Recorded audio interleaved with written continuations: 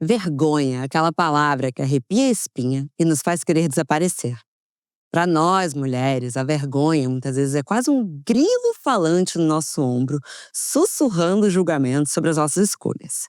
Mas acredite, ela não mora só nas nossas inseguranças, mas principalmente nas entrelinhas de uma sociedade que nos ensina que quanto menor, melhor. Romper com isso e com a vigilância internalizada é um caminho para desmistificar a vergonha e transformá-la em liberdade. Bom dia, óbvias! Eu sou Marcela Ceribelli e hoje converso com a psicóloga Yane Ventura a convite de Dove Desodorantes. A Dove é nossa parceira na tour de Chapadinhas de Endorfina, nossos treinões, sabe? Ela tá com a gente pelo Brasil com a nova linha Dove Desodorantes All Body Deo. Combina liberdade e cuidado em um único produto.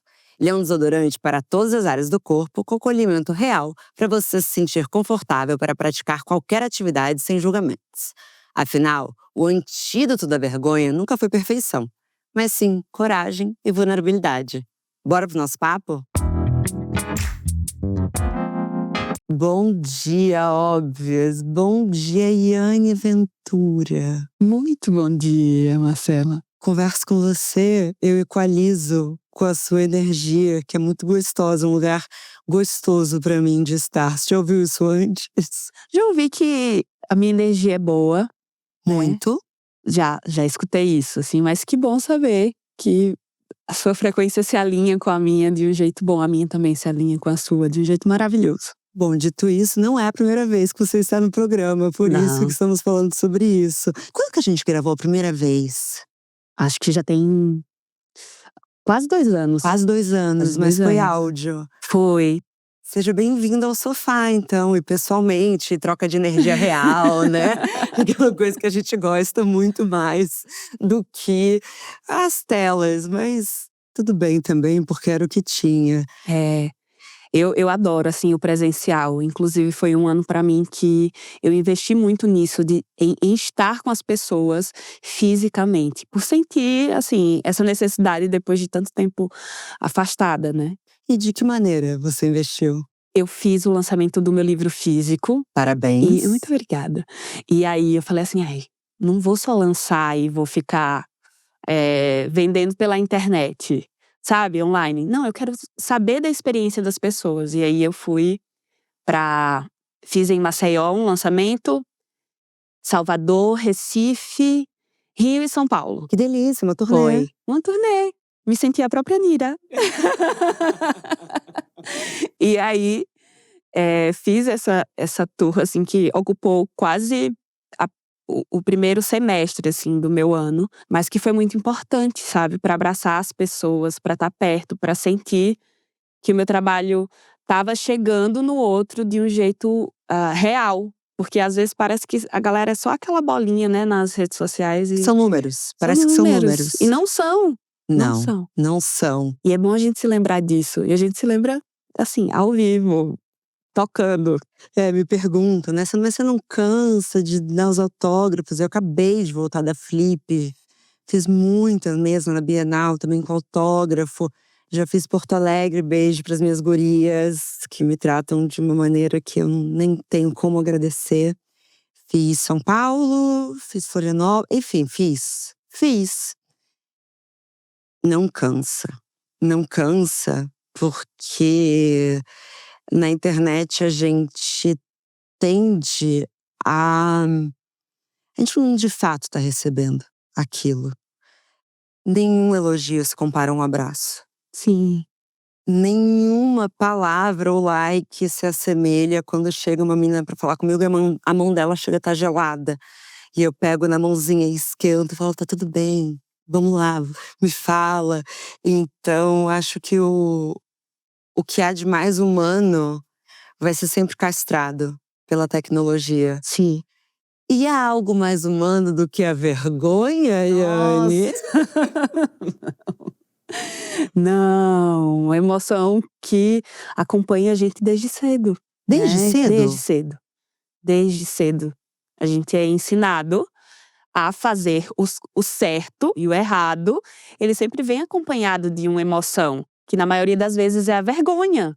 A vergonha é uma emoção sobre aquilo que é inadequado. E a Tá. gente vai aprendendo desde cedo o que é adequado, o que não é adequado. Mas e quando você sente vergonha por aquilo que para os outros é adequado e tá tudo bem, mas pra você parece que tá tirando algo de si? Peço licença para falar um pouco da minha experiência com vergonha, porque é um assunto muito caro para mim. Porque eu era uma criança muito tímida. Eu morria de vergonha. Eu conheço muito bem a vergonha no meu corpo. Eu fico vermelha, não só na bochecha, mas também no colo. Eu fico quente e eu vou lembrar daquilo por mais pelo menos 2 décadas. Mentira, mas assim, vai depois me dar um. E é muito do físico. E hoje, pra mim, eu aprendi a lidar com a minha vergonha. Sim. Eu, de fato, coloco ela num. Eu ainda sinto, eu ainda tenho uma timidez dentro de mim. Eu quero falar um pouco sobre vergonha versus timidez. Mas eu não sinto que as vezes em que eu senti mais vergonha, eu estava fazendo algo de inadequado. Mas era algo que eu me sentia exposta. Sim. Você falou sobre sentir vergonha por mais 2 décadas, e é muito engraçado como a vergonha ela é uma emoção que ela é ativada, mesmo que aquela experiência já tenha muito tempo, sabe. Sim! Diferente de outras emoções, né, às vezes você deita no travesseiro e aí você lembra daquilo e você fica consumida pela vergonha. Mas tem esse ponto também, da inadequação como algo que pode ser relativo, né. É inadequado para quem? É Uhum. inadequado por quê?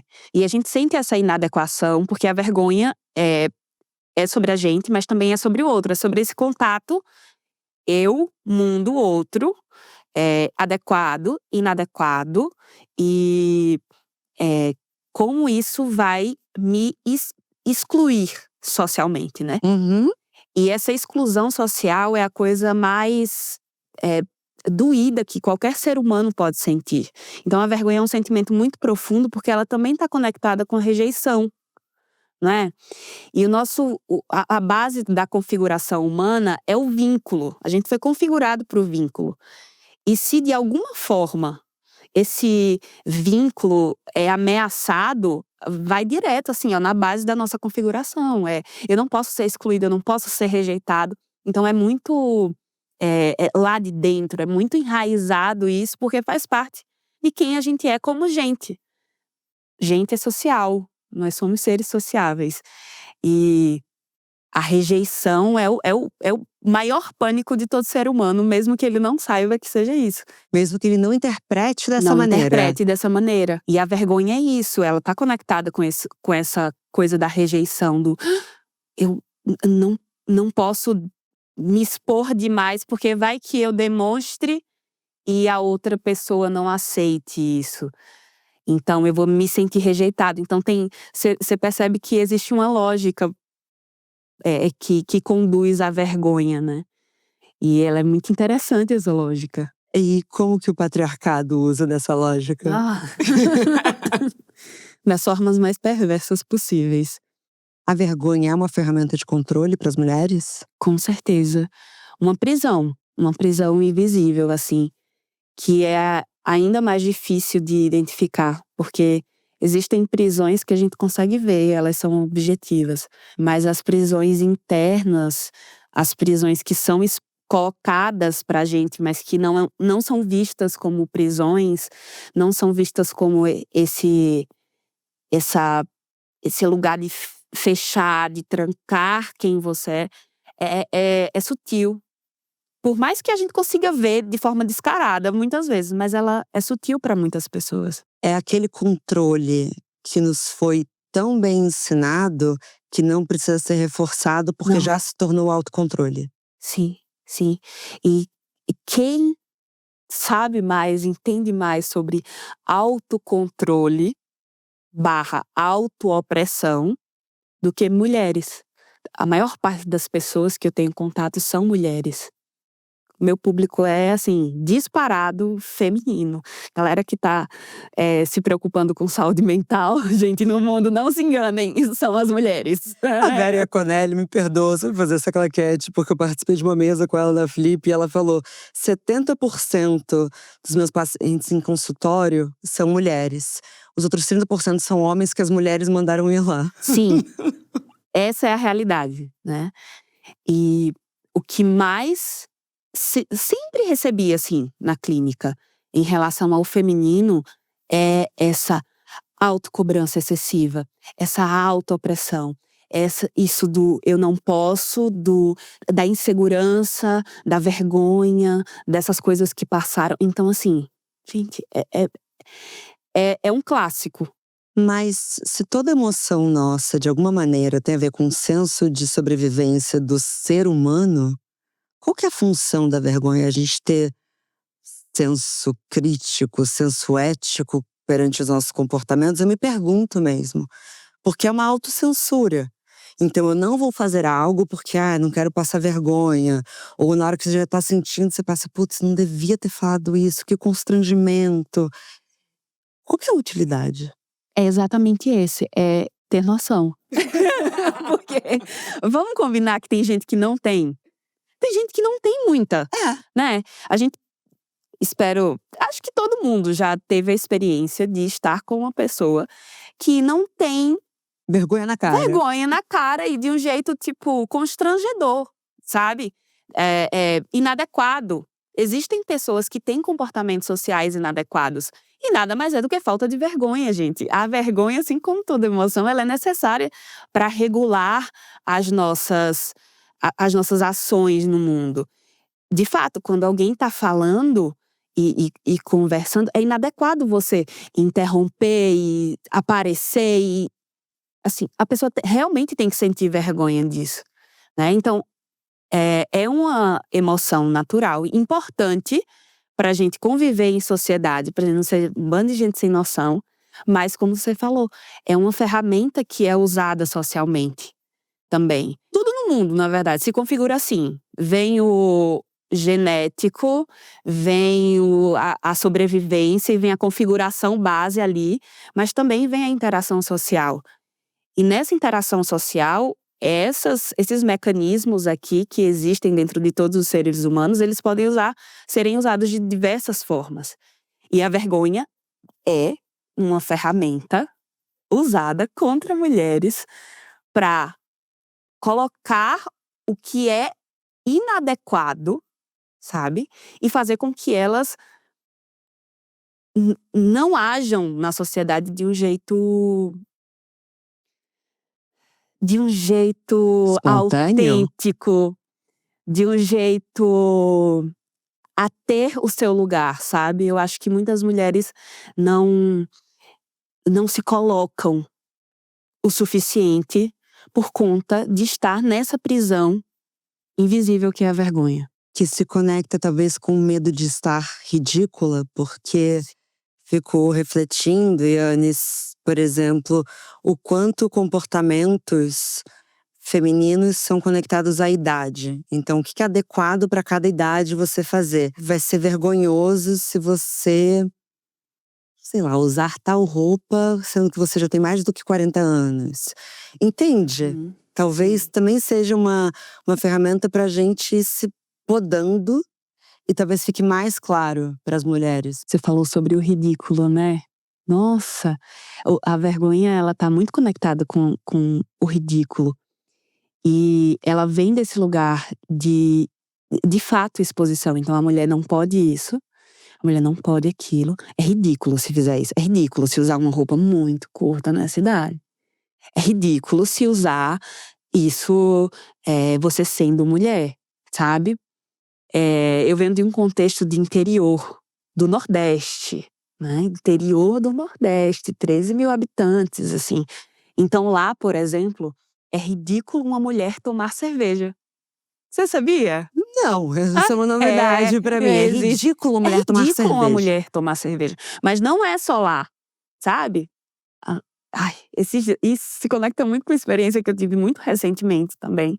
De ver uma mulher casada que tava com uma cerveja na mão. E aí uma outra senhora falou assim, aí ela disse assim, já pensou? Ele, com o marido, ele toma a cerveja e me dá pra guardar. E aí rindo, né, tipo assim, uma brincadeira. Aí a senhora falou assim, ah tá, pensei que era sua.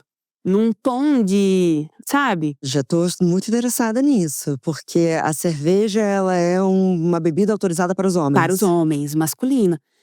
E isso, eu tenho certeza que para muitas pessoas que estão assistindo a gente, é uma coisa muito distante, tipo assim, como assim? Mas é uma coisa muito. Se você mora em lugares assim muito pacatos, interiorzão, em que as pessoas têm uma mentalidade muito fechada, isso é uma questão. A mulher beber já é uma questão, mas a mulher tomar cerveja é uma grande questão. E é interessante porque assim, eu venho desse contexto, e aí no início, quando a minha mãe. Eu cresci em lar evangélico, né? Eu não sabia, Yane. Cresci em lar evangélico. Quanto que a vergonha habitava seu lar? Nossa! Muito, muito. Muito me foi imposto, mas assim, tem uma. O ser humano tem uma coisa muito interessante, que são as emoções que estão para todas as pessoas e características da nossa identidade, da nossa personalidade. Existem pessoas que são introspectivas, outras pessoas que são extrovertidas, introvertidas e extrovertidas. Introspectiva é outra coisa, introspecção é outra coisa, que cabe às duas características. Vamos usar os nomes. Mas essa é uma característica que já vem. Quem é extrovertida é extrovertida. Uhum. Quem é introvertido é introvertido. E assim, a gente pode mudar com o tempo, mas vai ser isso aí. Eu sempre fui muito extrovertida. Então, eu sempre fui muito sem vergonha, sabe? E o meu contexto me possibilitou ser ainda mais. Mas aí minha mãe não contava que eu ia sair um pouco Você passou dos limites? de todos que você imaginar. Você lembra a primeira vez que você sentiu, opa, eu tô fora dos limites do que é permitido pra mim? Talvez não a primeira vez, mas a mais marcante. Foi quando eu engravidei. O sentimento que mais me acompanhou durante toda a minha gestação foi a vergonha. Porque se você é engravida sendo uma mulher que não é casada, e que teoricamente minha mãe nem achava que eu transava. Então ela teve que descobrir. Quantos anos você 19. tinha? 19 anos. Eu tava, na carreira fazia muito tempo. Há muito tempo!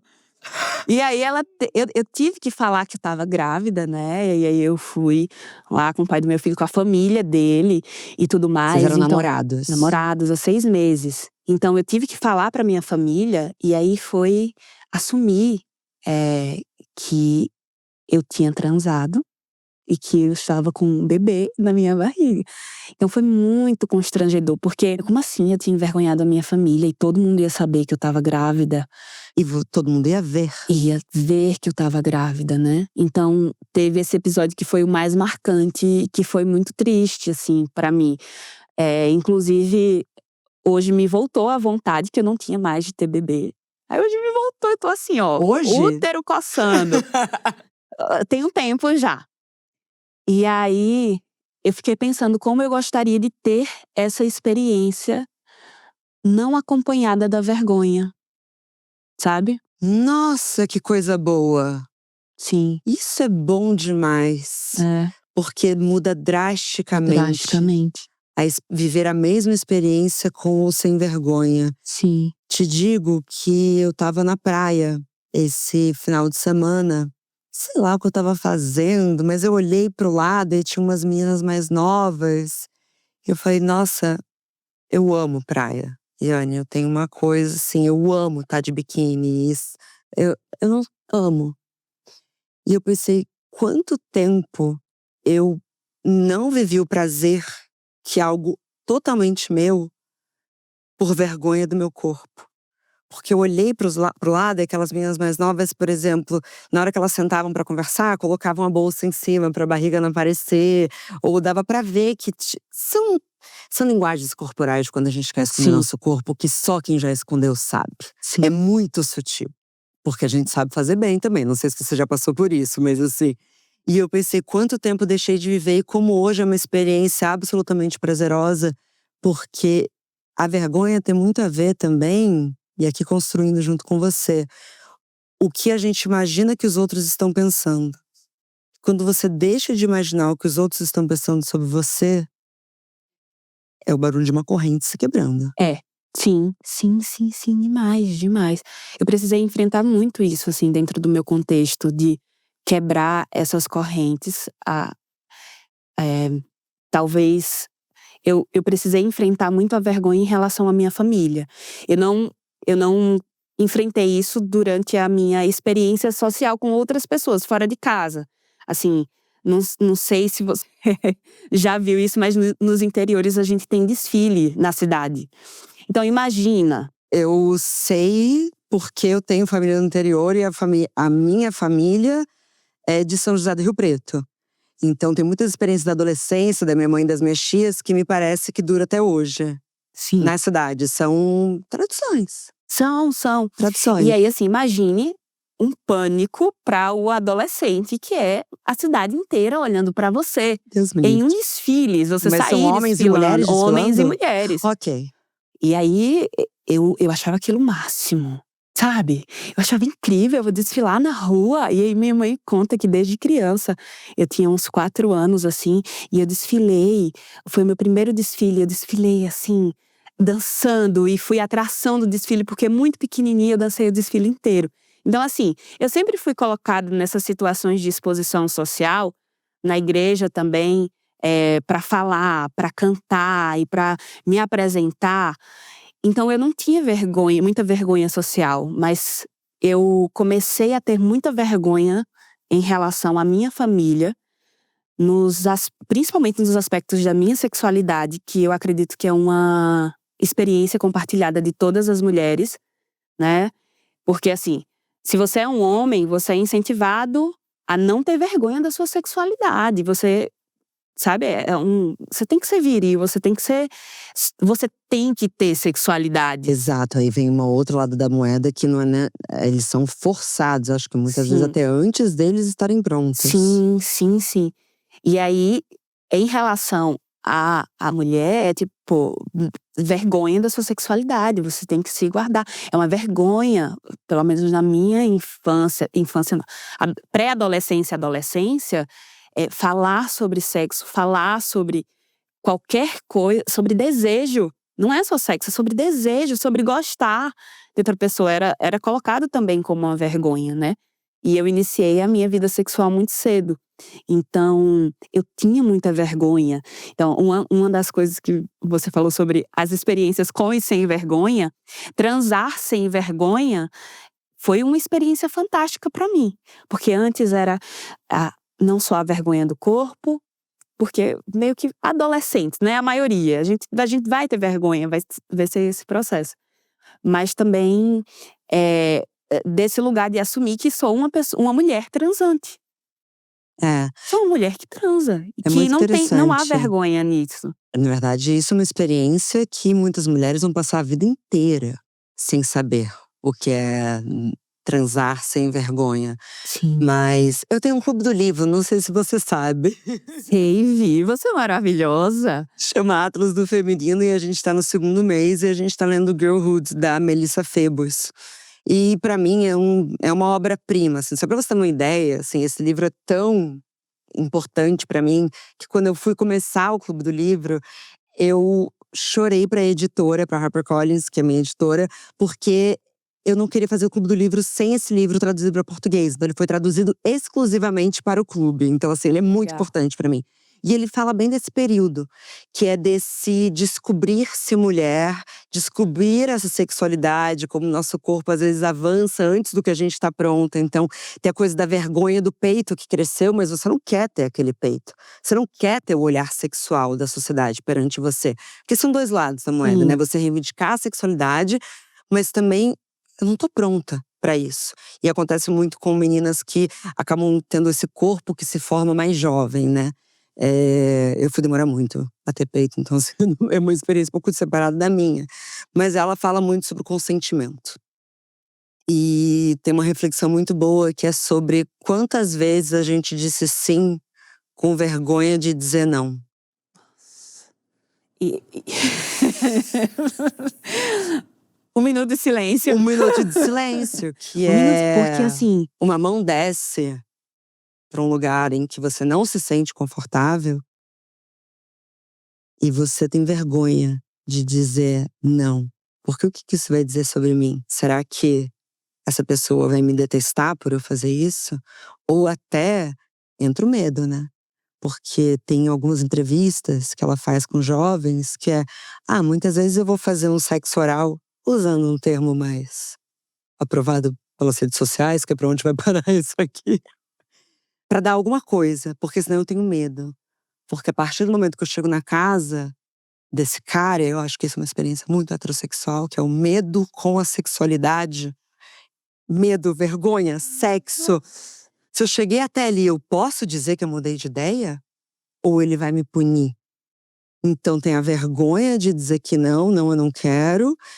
Então quantos sims a gente vai dando? Nossa, eu teve uma experiência muito interessante, que foi uma experiência de pesquisa muito legal, com meninos e meninas, crianças ainda, em que era dado um copinho com suco e sal. E como os meninos reclamaram logo de início e fizeram cara feia, e como muitas meninas tomaram tudo sem dizer que estava ruim.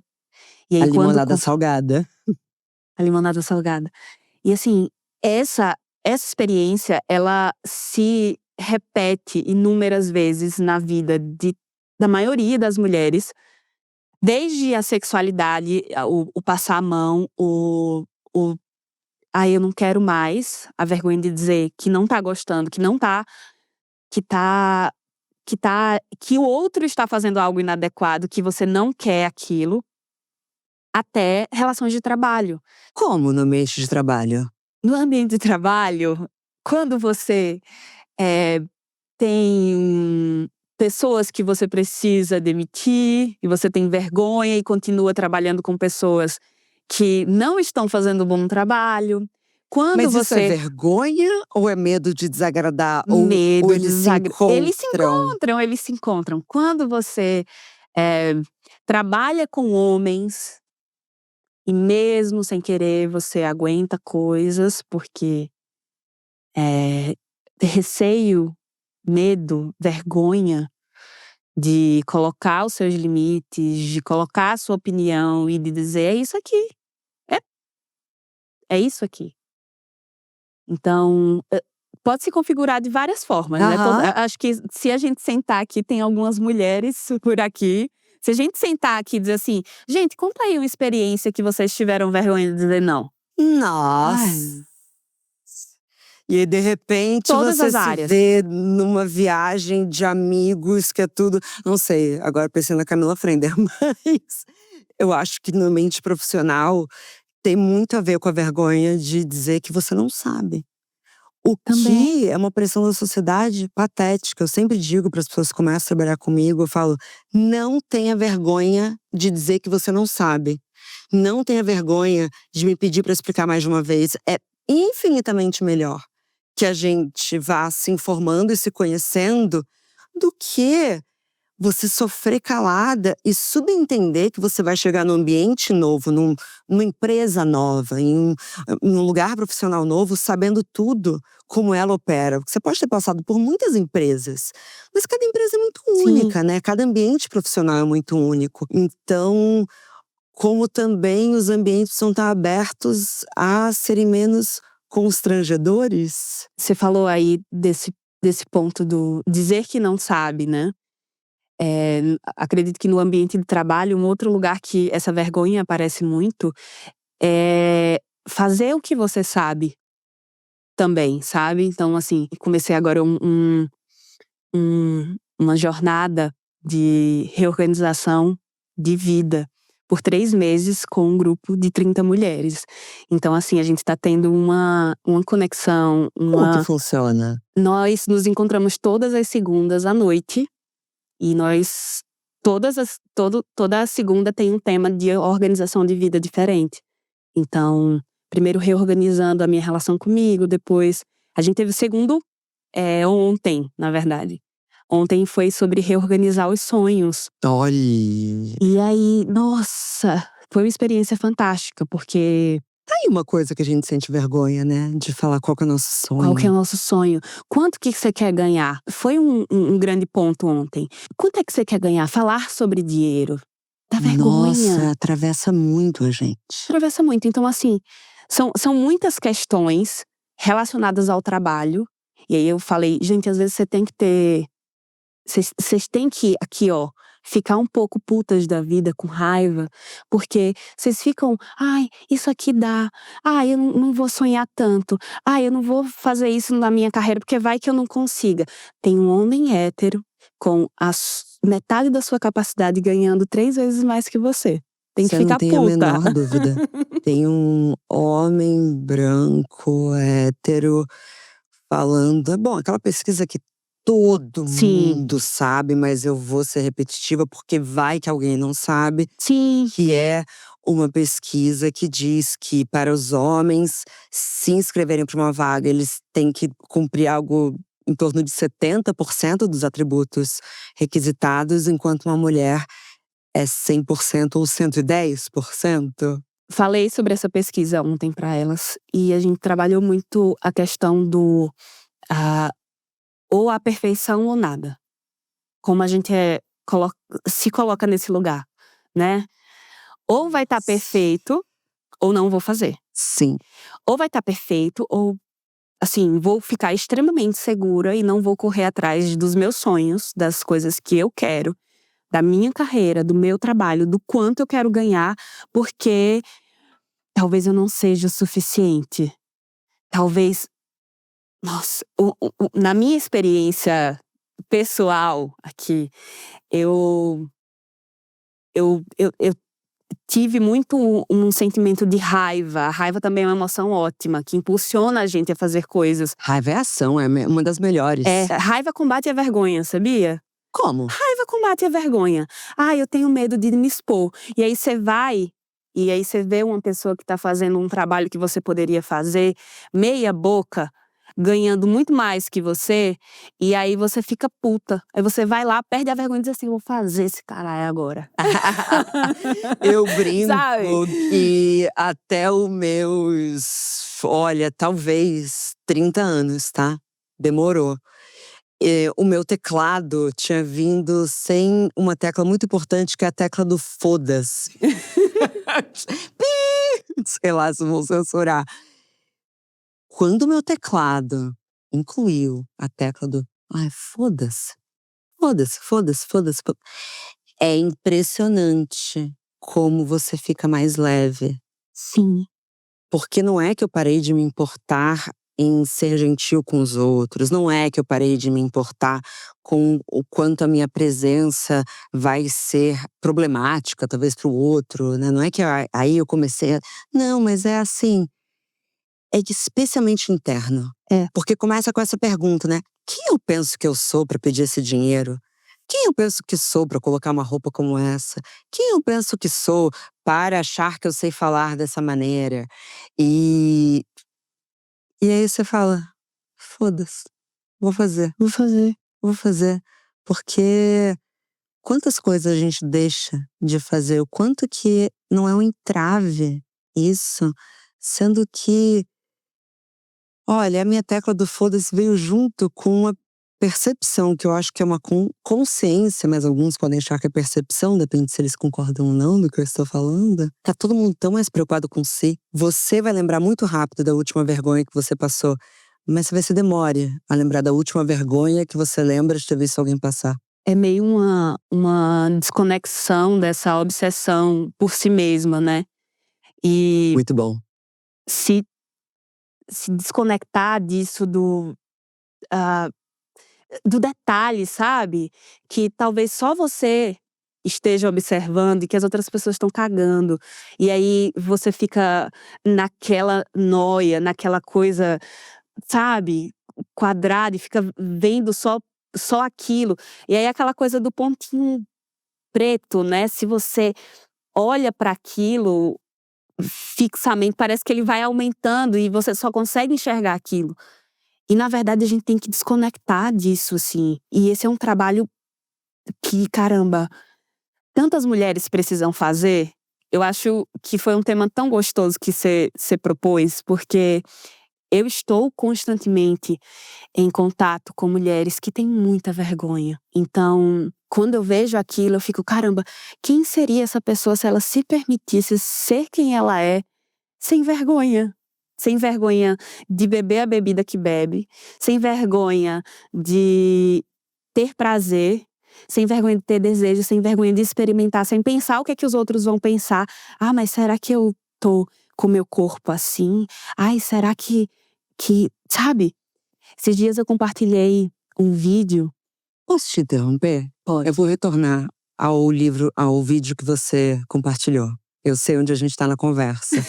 Mas achei muito poderoso isso que você falou. Eu quero fazer um corte lacaniano para quem tá nos ouvindo, puxar um caderno, um guardanapo que seja, e anotar quem eu seria nas situações da minha vida se eu não tivesse vergonha. Até eu vou fazer. Não agora porque eu tô trabalhando, mas em breve. Eu acho que pode libertar muitas mulheres, Yane. Acho que você acabou de causar uma pequena revolução das ouvintes do Bom Dia Óbvias. Espero, porque eu acredito que tem muitas coisas. As dores que a gente já se curou, elas são um tipo de superpoder para curar outras pessoas, sabe? Eu acredito muito fortemente nisso. E não só as dores que a gente não se curou, mas as que não nos pertencem também. Por exemplo, a dor da vergonha é uma dor que não me pertence tanto. Existem pessoas que estão extremamente conectadas com a vergonha, assim. E eu vou te dizer, eu escrevi o meu livro e lancei o meu livro, porque eu não tive vergonha. Por mais que, às vezes, faz um tempo já que eu escrevi. E aí eu fiquei assim, mas será que ainda atinge alguém? E aí eu lancei ele físico. E eu recebo feedbacks, assim, de transformações maravilhosas. Aproveite. Qual é o título do seu livro? Tá? Por favor, faça sua publicidade aqui, sem vergonha. Sem vergonha. Sem vergonha. Um livro para você se encontrar. É o nome do meu livro. E eu lancei ele com atividades, exercícios terapêuticos que eu fazia com as minhas pacientes. Então, foi um livro dedicado a todas as pessoas que me disseram no meu perfil: eu queria muito fazer terapia com você. Eu não tenho como atender 500 mil de gente. Mas. Parabéns pelo sucesso, meu amor. Muito obrigada. Mas aí eu fiz um livro e eu lancei. E aí eu abri a minha empresa e eu lancei outros produtos. E eu me lancei como palestrante. E hoje eu dou palestra para várias pessoas e subo no palco sem vergonha, porque fui incentivada pelos meus pais, desde criança, a não ter vergonha. E porque uma vez, duas, três, algumas, eu olhei para pessoas que estavam fazendo um trabalho mediano, senti raiva, e isso anulou qualquer tipo de vergonha que eu tivesse para ir lá e fazer melhor. Ah, agora eu vou. Sabe? Então foi bem isso, assim. Você falou que é um exercício de… É um livro com alguns exercícios. E um livro que foi muito importante na minha trajetória, especialmente como escritora. As ouvintes de longa data sabem disso, mas faz tempo que eu não falo, né, ouvintes, sobre a Julia Cameron. Porque eu fiz toda a jornada do caminho do artista. E eu não gosto muito desse título. Tem alguns incômodos, porque eu acho que ele acaba afastando as pessoas que acham que ele só vai ser útil para carreiras diretamente artísticas, e é muito pelo contrário. Eu acho que os convites que a Julia Cameron faz para nós serve para qualquer área, serve para qualquer área da vida. E um desses exercícios é muito doloroso, porque é você dar rosto às pessoas que você se importa que pensem no que você vai fazer. Porque quando a gente diz que a gente tá com medo do que vão pensar, ou ai, será que isso é ridículo?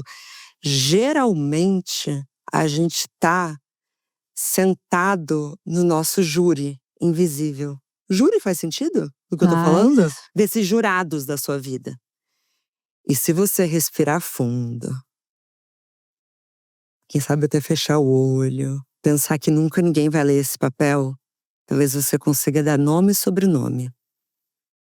E a partir do momento em que você dá nome e sobrenome, pelo menos foi a minha experiência pessoal, a partir do momento que eu dei nome e sobrenome pro meu júri e rosto, e na sequência eu escrevi por que eles me atormentavam, aí, minha filha. Processos terapêuticos profundos. Foda-se. Foda-se.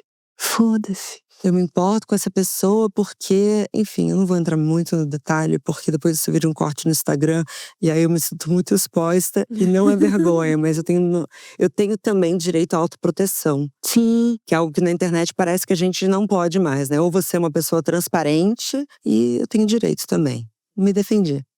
Posso me defender? Pode. Mas é útil, não é? Você reconhecer quem que te apavora. Sim. E aí, não só reconhecer, mas ter a coragem de ser quem você é, porque isso é muito mais legal do que você tentar parecer ser. E que foi um outro insight que mudou completamente a minha vida. Eu comecei a perceber que é muito chato, muito feio uma pessoa que quer tentar ser alguma coisa. Pessoa É que fica se autoafirmando o tempo insuportável. todo é muito chato. É muito chato. Jesus, como é E chato. aí, quando você percebe isso, você começa a querer não ser essa pessoa. Não tem nada mais gostoso do que você ter a segurança de ser quem você é. E aí, sendo quem você é, assim, se o outro não gostar, tá tudo bem. Ninguém tem também a obrigação de gostar de você. Mas as pessoas que gostarem de você, não vai ser porque você tá se esforçando pra ser alguma coisa, sabe? É muito ruim ficar presa nesse lugar. E em alguns momentos da minha vida, principalmente com a exposição, eu me percebi tendo uns pensamentos assim, e aí não, o que é que eu preciso parecer ser para ser? E aí depois eu fiquei assim: "Ai, puta que pariu, vá, dane-se, dane-se", sabe? É. Porque é feio, é chato, deselegante, é tanta coisa, sabe? É É desconfortável. desconfortável pra você e é desconfortável para o outro, só que quem tá parecendo ser não enxerga isso. É. Sabe? É libertador você se assumir, você não ter vergonha de ser quem você é, de de aparentar ser de fato nada mais além daquilo que você tá sendo. Agora, esse é um antídoto, assim, pra vergonha, porque a vergonha muitas vezes vem de um lugar também de negação. A negação de quem eu sou para tentar parecer ou não parecer algo. E quando a gente se afirma pra gente, a gente não precisa se afirmar pra mais ninguém.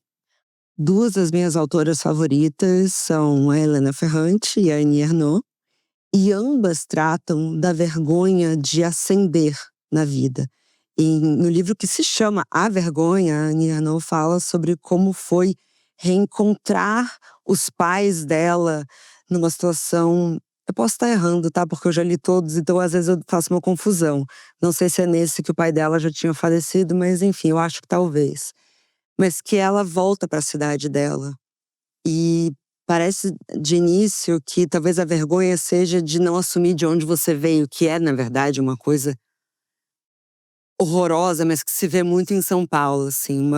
Você faz uma performance de uma pessoa mais bem-nascida do que se é, com mais contexto, porque você fica com vergonha quando você entra num ambiente em que todo mundo já viajou, todo mundo… Uhum. Essa minha experiência também veio exatamente desse lugar, assim. De tá, agora eu tô num outro contexto muito distante do contexto que eu vim, e aqui nesse contexto as pessoas são assim, e aí veio aquela confusão, e aí depois eu fiquei: espera aí gente, isso aqui na verdade é um grande privilégio". Você assumir de onde você é, você assumir quem são seus pais, você ter orgulho disso, da sua cidade, do seu lugar, isso é tão bonito. E aí eu comecei a construir esse pensamento no sentido de que quem não consegue enxergar a beleza da afirmação e do orgulho de você ter vindo de um outro lugar, de você assumir isso, de você ter isso como parte de si, nossa, o idiota, né? Não merece espaço na sua vida. Não merece, não merece. Eu acho que isso tá muito conectado com a autenticidade também, sabe? O encontro com essa autenticidade, ele vem muito do conhecimento de quem você é, de onde você veio e de afirmar isso, não para os outros, mas principalmente para você, e de estar aqui, ó, tranquilo em relação a tudo isso. E aí é bonito, não tem nada mais bonito que gente autêntica. Nossa, não tem nada mais bonito do que você saber que a pessoa tá sentada na sua frente com a verdade dela. Sim. E não com aquilo que ela planejou ser. É. Eu enfrento muito isso aqui. Isso eu posso dizer que você veio com toda a sua verdade. Só pra finalizar sobre as autoras, porque a gente tratou de um dos contextos, mas o outro contexto é quando elas voltam para suas casas, e a Helena Ferrante faz isso sempre na Lenu, né, na tetralogia napolitana de Amiga Genial, que é ser a primeira da família a ir à faculdade. E como a família de início já coloca nela como se fosse uma barreira de não, agora você é culta, então você não gosta da gente, agora você… Tem uma certa violência ali, no caso da Nierno, pelo contrário, mas ambas ficam com vergonha disso e tentam se adequar. Você já viveu isso ou já enxergou alguém vivendo isso? Não, eu nunca vivi isso assim. Na minha experiência teve muito… Eu tive essa ascensão e tô vivendo ela, ainda é uma coisa muito recente.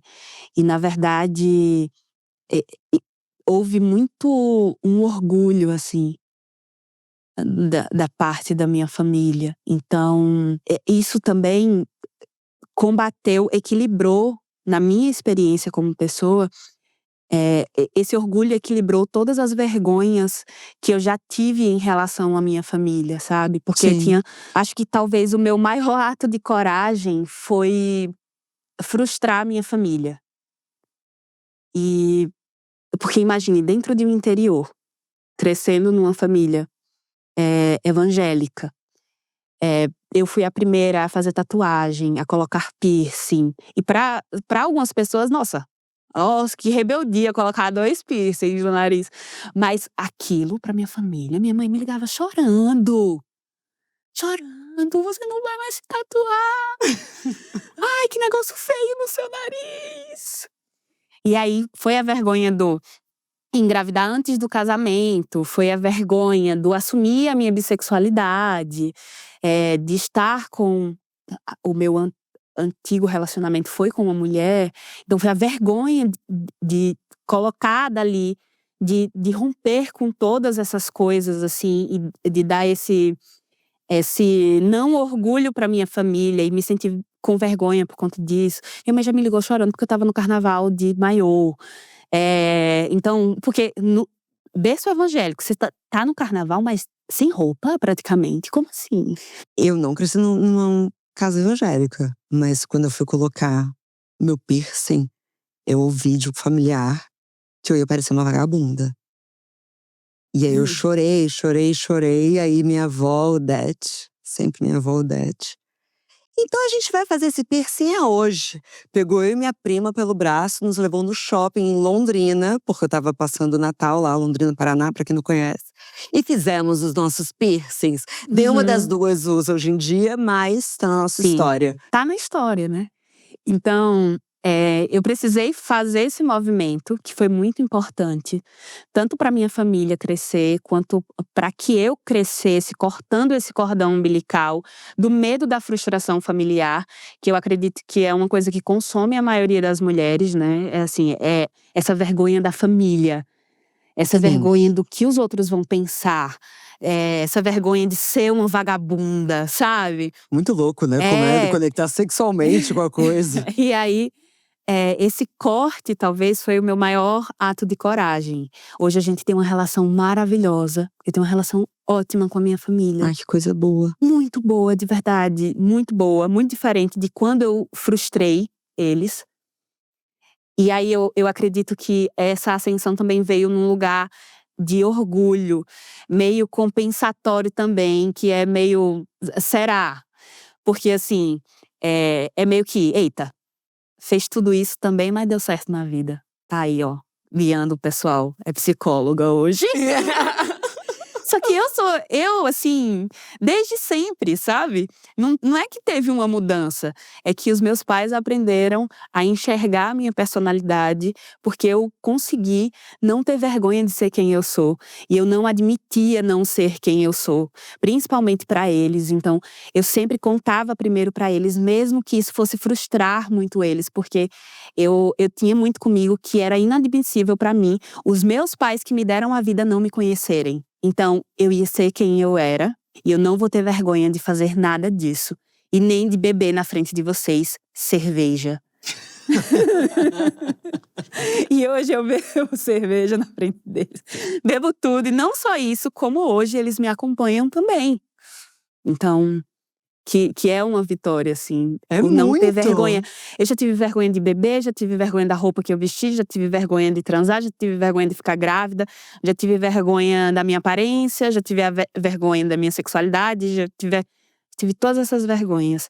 E assim, o ambiente familiar, ele é muito importante nesse sentido, porque, eh, quando você tem um lar gentil e amoroso, que você tá conectado, e aí você sai pra fora desse lar, você tá cagando o que as outras pessoas estão pensando, porque as pessoas mais importantes da sua vida sabem quem você é, aceitam você como você é. Isso é muito bom. E nesse sentido de lar, também podem ser lares que se constroem. Que se constroem, sim. Porque tem mais de um amigo e amiga que a família não aceitou, como se fosse sobre aceitar a sexualidade. Falta amor e sobra julgamento. E muitas vezes quando eles e elas me contam as histórias, tem muito a ver com como a família quer ser vista pelos outros. Então você virou o motivo de vergonha da sua família. Não Sim. sabe nem se seu pai ou sua mãe de fato é contra aquilo ou simplesmente contra aquilo, o que aquilo quer dizer sobre eles. Sim. Que é um desastre. Erika Hilton falou muito bem sobre isso, inclusive. Ela fala muito bem sobre isso, que é quando a mãe dela foi buscá-la na rua. Que foi quando ela se arrependeu de ter negado. Ela é muito bonita, ela contando. Mas estava falando disso porque podem se construir novos lares. Tudo isso que você falou se aplica, por exemplo, se você tem um grupo de amizades que podem ser seu lar, que te aceita como você é, e de repente você se sente mais fortalecido para ir para fora, como se você ganhasse uma armadura para enfrentar o mundo. Então, só ponderar isso, porque nem sempre vai ser a família de sangue. Sim. Mas aqueles que você considera família com certeza te fortalecem. E Anne, eu queria trazer para você, porque estudando um pouco pro episódio, eu cheguei nessa especialista chamada Ellen Block Lewis. Tem uma coisa que ela traça que eu amei, que ela faz um paralelo entre vergonha e culpa. Ela fala que a culpa é quando a gente se sente mal por algo que a gente fez. E a vergonha é quando a gente se sente mal por aquilo que a gente é. Nossa. Como que bate em você isso? Nossa, muito interessante. Muito, Muito né? interessante. Vem muito disso que a gente tá falando, né? A vergonha de não assumir quem a gente é. A culpa, ela também é uma emoção muito importante.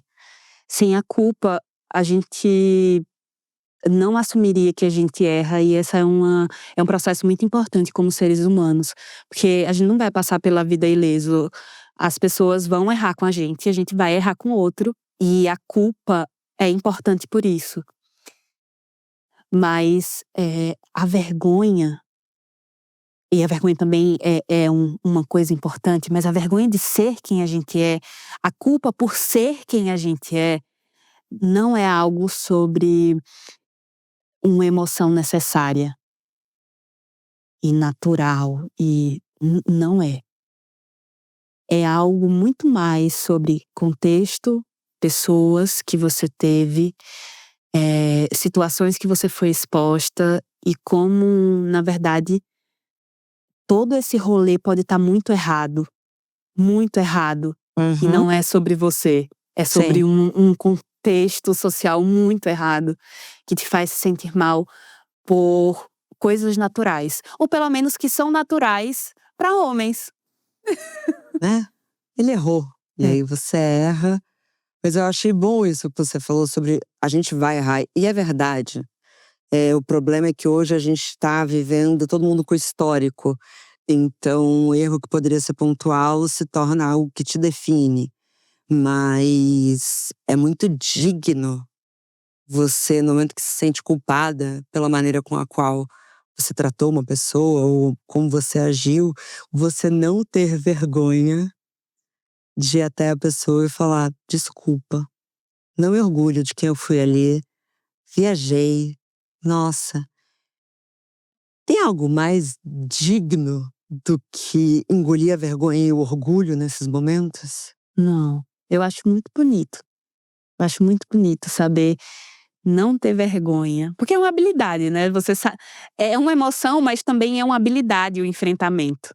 E um auto Você perdão, porque você não tá dizendo: eu agi daquela maneira, mas eu não sou essa pessoa. Sim.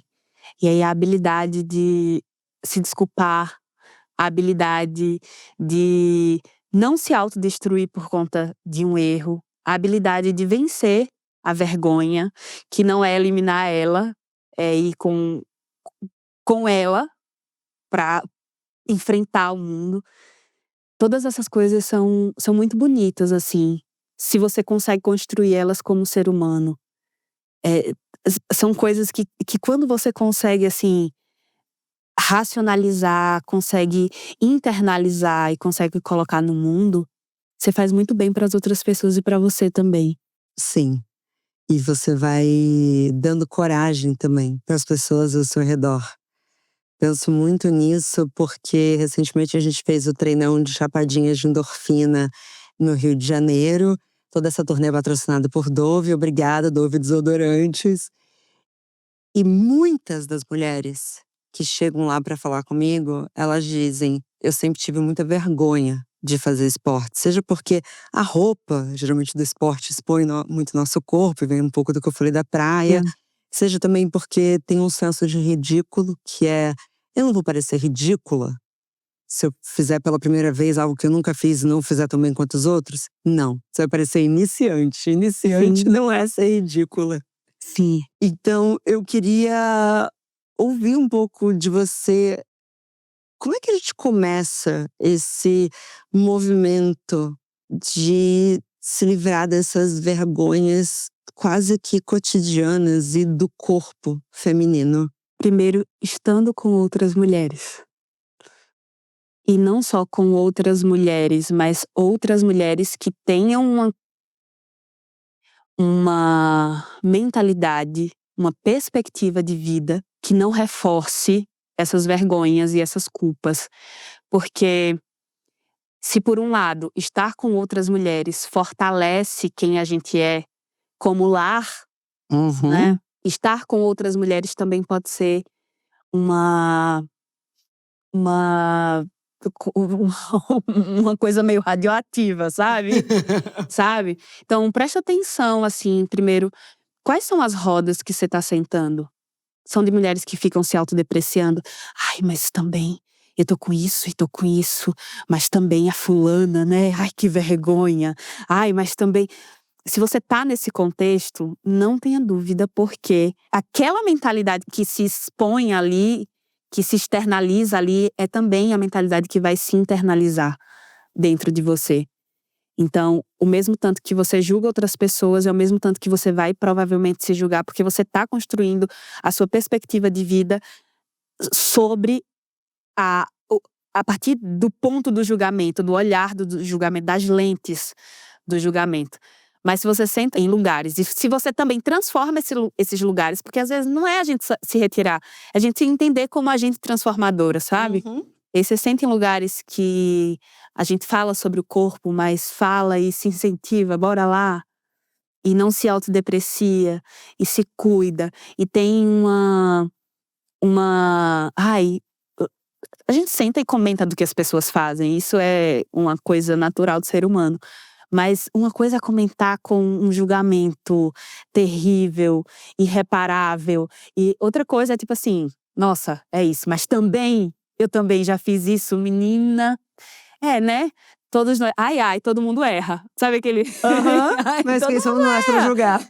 Mas é isso. Então, é a perspectiva de vida que você tem e você só constrói com outras pessoas, porque nós somos seres sociáveis. Então, eu acho que o, o primeiro jeito, assim, de sair disso é entender o que é que reforça essa vergonha, o que é que reforça essa insegurança com você. E eu acredito muito que estar com outras mulheres pode ser uma coisa muito poderosa em relação a isso. Olha, eu pensando. Depende das mulheres também. Depende. Infelizmente. Infelizmente, em alguns momentos vai depender das mulheres. Porque eu concordo com você que o que vai pra fora é o proporcional à nossa insegurança quanto a gente tá se julgando. Então, se a gente é numa sociedade que muitas vezes nos deixa meio hipervigilantes, aquela história de que as mulheres falam mal uma das outras o tempo todo. Talvez se a gente trocar pra as mulheres estão se julgando, julgando elas mesmas o tempo todo e por consequência elas acabam julgando as outras mulheres, talvez a gente comece a chegar no cerne da questão de por que tem esse estereótipo de todo mundo, toda mulher fala mal de outra mulher. Sei lá, fui muito longe? Não, não. Porque isso tá conectado com o que a gente falou lá no início, né? De ser uma coisa imposta, a vergonha, a inadequação. Então, querendo ou não, isso nas nossas rodas vai se externalizar, porque é uma opressão que a gente tá sentindo, né? Que a gente tá vivenciando. Mas todas as vezes que mulheres como nós, como outras mulheres, se sentam e conversam sobre isso, se acende uma luzinha aqui na consciência, que aí a gente consegue ir construindo outras linhas de raciocínio, outros ambientes, mesmo que virtuais, Uhum. que direcionem o pensamento das mulheres para um lugar de saída dessa prisão invisível. Que não é amar todas as mulheres, elogiar todas as mulheres, Não. não é isso, mas talvez esse não ser o assunto. Sim, Tomar muito cuidado sobre pessoas que só sabem falar sobre outras pessoas. sim. Acho que é importante. E olha, vou ter que finalizar, né? O que eu vou fazer? Você acha que teve alguma coisa que você gostaria de falar e a gente não falou? Ai, do vídeo! Do Eu vi do vídeo! vídeo! Muito Do bem! vídeo! Muito melhor que eu. Vamos lá. E, nossa, esses dias eu postei um vídeo porque eu comecei a amar e aí eu descobri que amar engorda A mãe pra caramba. O seu Pra meu é muito caramba. atleta. Amar engorda. E eu subi na balança, a pessoa fala que assim, ninguém vive de amor, né? Ninguém se alimenta. O meu amor aqui, ó. Encheu a minha barriga. Tá me fazendo viver muito bem, graças a Deus. Então, assim, subi na balança, tava com 95 quilos, grau 1 de obesidade. Mas depende de alguns fatores, Sim, né? de alguns fatores, mas Mas é acima no do meu peso que caso, você bem acima do peso. Só que aí, eu sempre vi a galera falando sobre a perspectiva do peso de um lugar que eu não compactuo, assim, não gosto. E não gostaria também de fazer desse jeito, que é um lugar de vergonha. Então, assim, ai, eu engordei, aí posto aquela foto triste, assim, ó. Com a cara. Aí depois posta o estou superada, estou me sentindo ótima e muito magra. Essa autodepreciação que gera uma vergonha e faz com que outras pessoas tenham vergonha do próprio corpo. E aí eu compartilhei um vídeo em que eu falei assim, gente, ó, menina, tô com 95 quilos. Você tá louca? Precisar estar perdendo aqui, mas se tem uma coisa que vocês não esperem de mim eu estar me autodepreciando. Eu estou belíssima agora e estarei belíssima com menos peso. Não vou ficar postando antes e depois. E acredito que a mentalidade que a gente constrói nesse processo é fundamental pra gente se sentir bem com a gente em todos os momentos da nossa vida, sabe? E eu recebi muitos comentários de muitas mulheres dizendo assim: nossa, o primeiro vídeo que me incentivou a perder peso e não me sentir uma merda. Ah, muito bom. E a não ter vergonha do meu corpo, e a não me sentir mal comigo. E aí, como produtora de conteúdo, eu tenho muito essa responsabilidade, sabe? Eu penso muito antes de postar qualquer coisa, porque a gente influencia outras pessoas, sabe? Uhum. Eu não vou te dizer que eu tô sempre me sentindo bela, e incrível Você e não vai me contar essa maravilhosa com o meu mentira? corpo. Não, É muito gente. mentiroso, não Tem dia existe. que eu tô péssima. Tem dia que eu tô, assim, um caco. Só que aí, existe uma coisa que é você sentir isso e você se expor, saber que você é uma figura de influência para outras pessoas e você produzir um conteúdo a partir dessa perspectiva. E aí eu tenho um compromisso comigo em todos os meus conteúdos que é não fazer com que a pessoa se sinta péssima depois de assistir um vídeo meu. Porque existem 1 minuto e meio que faz você se comparar, se sentir péssima, assim. Tudo isso, mas eu tenho muito comigo, assim, que os meus conteúdos, eles precisam ter um tom. E o tom que eu escolho é não fazer com que as pessoas se sintam um lixo por ser quem elas são. E aí eu seleciono muito isso, mesmo que essa não seja a minha realidade 100% do tempo. Mas é aqui eu quero influenciar outras pessoas e reforçar pra mim, sabe? Você escolhe dividir o melhor de si, porque você sabe que vai inspirar o melhor dos outros. E Sim, não o melhor de si para pressionar os outros. É sim, muito. muito diferente. É muito diferente. Não que o melhor seja necessariamente emagrecer, mas nesse caso acho que eu tô falando em relação a tudo. Eu acho que tem um cuidado. Porque as redes sociais também foram muito construídas através da lógica de competitividade e inveja. Sim, Então, o que eu posso postar hoje que vai mostrar que a minha vida é muito única e muito especial e muito… Quando às vezes você pode querer compartilhar uma alegria? Pode, claro, eu não tô falando sobre isso. Mas isso que você falou do engatilhar a vergonha no outro. Então, sim. vergonha de engordar é algo para um outro episódio que a gente vai Ai, fazer, mas por sim. que engordar parece que é uma falha da feminilidade? Que é Sim, sim. simplesmente você ingeriu mais caloria do que você consumiu, assim, acontece, na verdade, para algumas de nós, bem fácil. Marcela, uma outra coisa que eu lembrei, assim, só Meu de amor, final, meu amor, meu sabe? sofá, seu sofá, vamos lá. Teve um insight que eu tive, assim, sobre arquétipos femininos, sabe? E depois que eu assumi um arquétipo da velha louca, sabe? Velha muito louca, que tá nem aí pra nada, sabe? Imagina uma senhorinha que pinta o cabelo de várias cores, Amo. que fala palavrão e que manda o povo ir se ferrar com a facilidade de dar bom dia. Tem uma parte de mim que assumiu essa persona, assim. E ela é a minha persona de combater a vergonha. Eu amei. Usem, usem. Ativar a véia doida. É. Eu amei.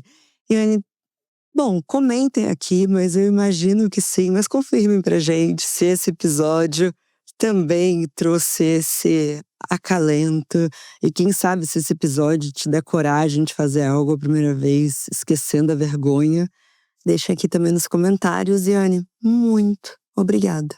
Eu que Obrigada agradeço esse demais. Volte convite sempre. maravilhoso. Muito bom equalizar minha energia com a sua, viu? Foi ótimo, Gostoso. Marcela. Eu tô ansiosa pra falar com vocês sobre esse episódio nos comentários sem vergonha.